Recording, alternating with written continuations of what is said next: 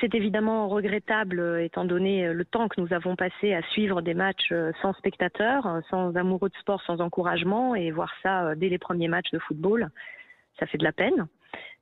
C'est intolérable parce que la première des conditions pour qu'un match se déroule, c'est évidemment d'assurer la sécurité des gens qui sont sur un terrain, des joueurs, des arbitres, des entraîneurs. Et ça n'a pas été fait, clairement, hier à Nice. Et j'espère voilà, que l'enquête qui s'en suivra, qu'elle soit disciplinaire ou pénale, eh bien, permettra de désigner les coupables de ce qui s'est passé hier et de pouvoir les sanctionner comme il le faut. Tous ceux qui vont régulièrement au stade, évidemment, vous faites partie de ceux-là, Roxana Maracineanu, savent que il y a souvent des jets de projectiles sur les poteaux de corner, que c'est quelque chose qui est souvent toléré, on va dire. Est-ce qu'il faut être beaucoup plus sévère sur cette question précise? Parce que c'est vraiment l'origine des incidents d'hier soir.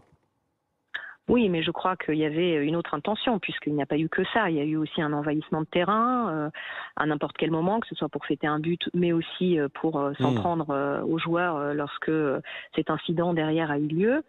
Non, évidemment, c'est pas acceptable. Les spectateurs sont là dans les tribunes à regarder un spectacle sportif, à encourager, à être heureux de voir du sport, de voir un beau match, et non pas être là à s'en prendre aux joueurs. Alors, il y a la responsabilité des supporters, vous le disiez à l'instant, mais on a vu aussi, malheureusement, des joueurs, des membres de staff qui eh bien, faisaient le coup de poing, enfin intervenaient eux-mêmes pour soit se défendre, soit pour attaquer. Encore heureux. Sur un match où on s'en prend aux joueurs, où on s'en prend aux arbitres, où on s'en prend, oui, c'est normal qu'on réagisse. On va faire quoi en fait? On va laisser insulter les joueurs, on va laisser les gens leur jeter des bouteilles pleines d'eau. Non, c'est pas possible. Ils sont là pour faire du jeu, du beau jeu, pour montrer un spectacle sportif. C'est aux forces de sécurité, au club qui reçoit, aux supporters d'être responsables, et puis aux dirigeants de ces clubs de faire en sorte que ça se passe bien. Et puis après, aux instances de réagir lorsque la sécurité des acteurs de jeu est mise en question. Ils ne signent pas dans les clubs pour se faire insulter ou se faire taper dessus, quoi. Bien entendu, mais ce que je voulais dire, c'est qu'il y avait aussi malheureusement des joueurs et des membres des staffs qui sont entrés dans la bagarre. Et ça, c'est pas forcément quelque chose qu'on a envie de voir non plus. Oui, mais c'est la bagarre qui n'aurait pas dû avoir lieu. C'est normal qu'on réagisse lorsqu'on se fait attaquer. Mais voilà, cette bagarre-là n'aurait jamais dû avoir lieu. Les gens n'auraient jamais dû pouvoir rentrer sur un terrain de football.